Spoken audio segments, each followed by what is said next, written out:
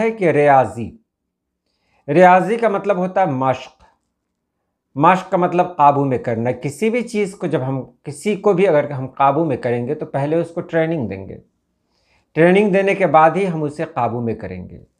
अस्सलाम वालेकुम। आज की वीडियो में मैं आपको बताने जा रहा हूँ रियाज़त लफ्ज़ कैसे बना है। रियाज़त रियाजी कई मानी में इस्तेमाल होता है। तो ये लफ्ज़ बना कैसे, वीडियो यकीनन बहुत अच्छी होगी। चलिए हम वीडियो शुरू करते हैं।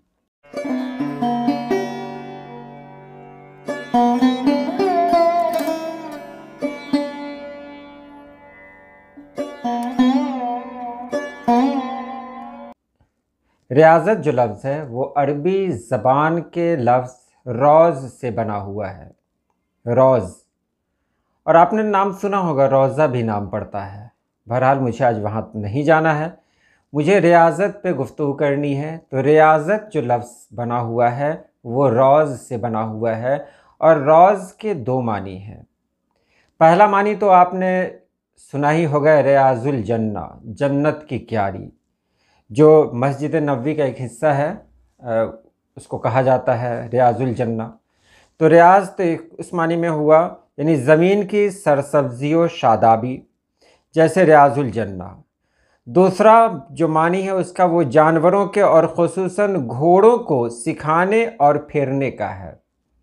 घोड़ों को जैसे सिखाया जाता है, फेरा जाता है, उसको ट्रेनिंग दी जाती है कि तुमको ऐसे करना है। इसीलिए घोड़े का जो मालिक होता है वो अपने घोड़े पर पूरी तरह से काबू पाता है, कंट्रोल में रहता है वो घोड़ा। तो रोज़ का मानी वो भी है, कंट्रोल करना, काबू में करना, बस काबू में करना, ये जान ले। घोड़े को काबू में करना ये रोज़ के मानी में है। एक रियाज़ुल जन्ना जो सरसब्ज़ो शादाब कह सकते हैं, वो कहा जाता है। तो अब इसी को आप जहन में रखें, काबू में करना। तो अब यहाँ बहुत सारे मानी खुद ब खुद आपके जहन में आ गए होंगे। पहला तो ये है कि रियाजी, रियाजी का मतलब होता है मश्क। मश्क का मतलब काबू में करना। किसी भी चीज़ को जब हम किसी को भी अगर हम काबू में करेंगे तो पहले उसको ट्रेनिंग देंगे। ट्रेनिंग देने के बाद ही हम उसे काबू में करेंगे, यानी उसे सिखाने का अमल। रोज़ माने होता है सिखाने का अमल, और सिखाने के अमल के बाद क्या होता है, उसको काबू में किया जाता है।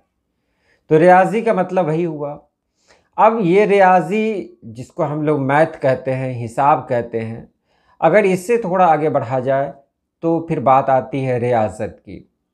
अब रियाज़त किसी भी फ़न की हो सकती है। जैसे कोई बांसुरी बजा रहे हों, कोई तबला बजा रहे हों, तो वो लोग क्या करते हैं, उस फ़न में पहले रियाज़त करते हैं, यानी रिहर्सल करते हैं, मश्क करते हैं।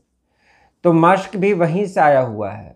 जिस तरह घोड़े को सिखाया जाता है, बिल्कुल यहाँ भी जो रियाज़त है, अपने आप को उसके लिए तैयार करना, अपने आप को सिधाना, अपने आप को बेहतर से बेहतर बनाना, तराशना।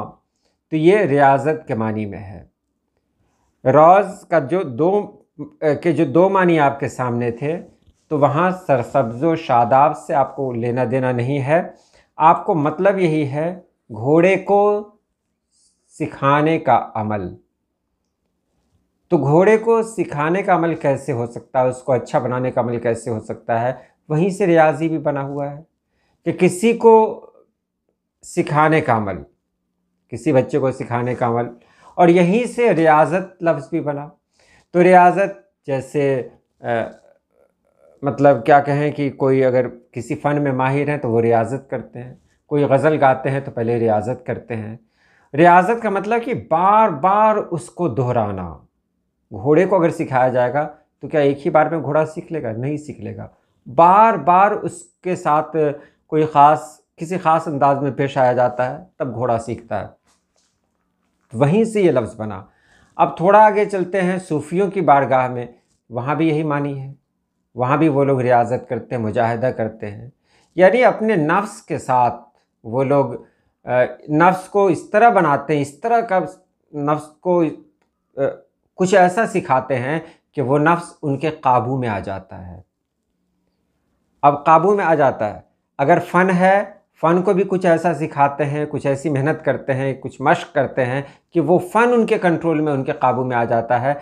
इसी तरह रियाज़त, तो मुजाहिदा में जो रियाज़त लफ्ज़ है, वो रियाज़त भी घोड़े को सिखाने के अमल जैसा ही एक अमल है।